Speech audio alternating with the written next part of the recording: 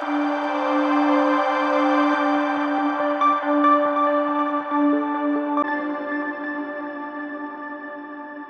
का वक्त था।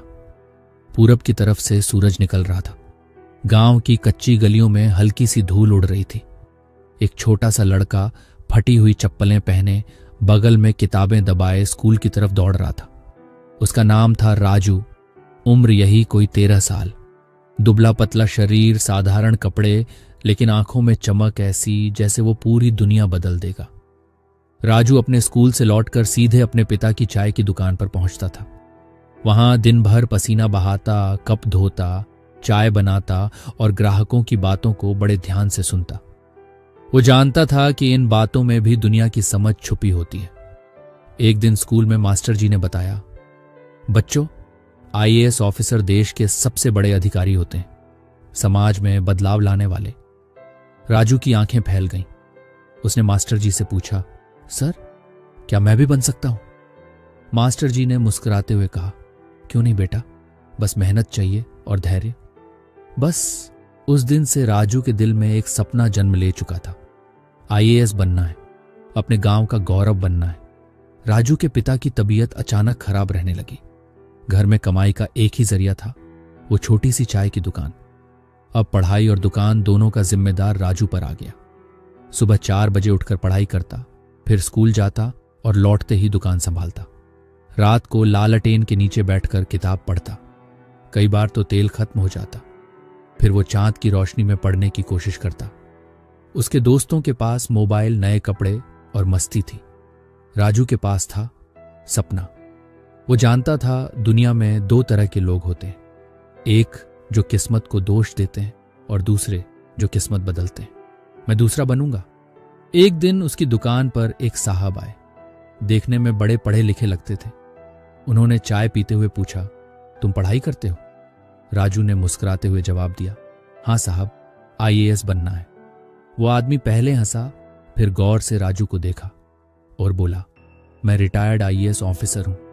तेरी आंखों में जो आग है वो कम ही लोगों में देखी है। ये मेरी कुछ किताबें रख ले और कभी जरूरत हो मुझसे मिल लेना। उस दिन पहली बार राजू को ऐसा लगा कि कोई उस पर भरोसा कर रहा है। उस रात उसने पिता से कहा, बाबूजी, अब आपकी चाय की दुकान से मैं ऑफिसर बनकर लौटूंगा। पिता की आंखें भर आईं। उन्होंने उसका सिर सहलाया। जा बेटा, अपनी तकदीर खुद लिख। पिता की बीमारी और घर की जिम्मेदारियों के बीच पढ़ाई करना आसान नहीं था। कई बार ऐसा भी होता कि चाय बनाने का सामान खत्म हो जाता, ग्राहक उधार मांगते।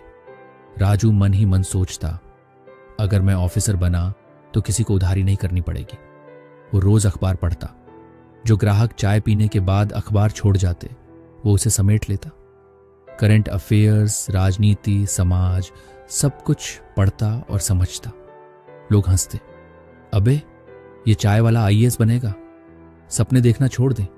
लेकिन राजू मुस्कुराता और कहता, सपना बड़ा ही देखना चाहिए, छोटा सपना तो मोबाइल में भी पूरा हो जाता है। 21 साल की उम्र होते ही राजू ने यूपीएसएससी का फॉर्म भरा। पहला अटेम्प्ट दिया, प्रीलिम्स में ही फेल हो गया। गांव वाले बोले, अबे छोड़ दे बेटा, ये तेरे बस की बात नहीं। पर राजू हार मानने वालों में नहीं था। उसने खुद से कहा, हार सिर्फ उन लोगों की होती है जो रुक जाते हैं, मैं रुकूंगा नहीं। दूसरा अटेम्प्ट भी फेल, इस बार और भी दर्दनाक।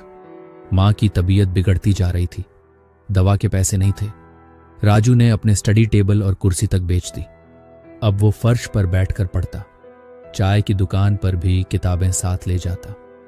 कुछ ग्राहक फिर भी ताने मारते, चाय वाला ऑफिसर बन जाएगा, पर वो सुनता नहीं।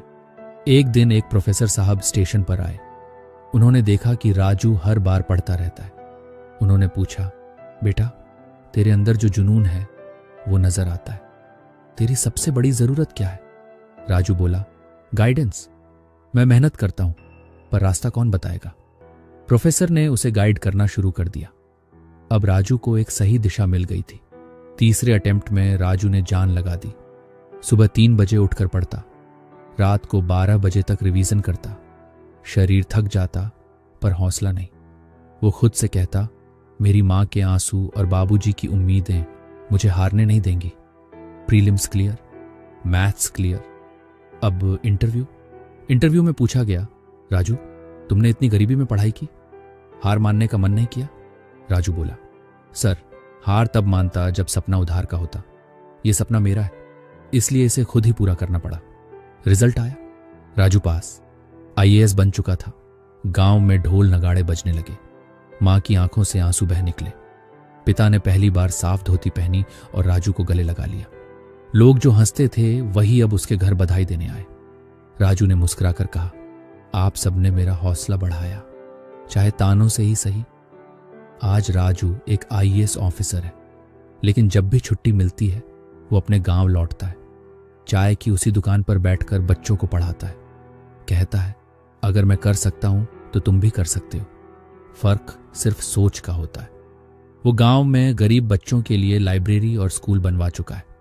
उसके स्कूल की दीवार पर लिखा है, सपनों की ऊंचाई पैसों से नहीं हौसलों से मापी जाती है।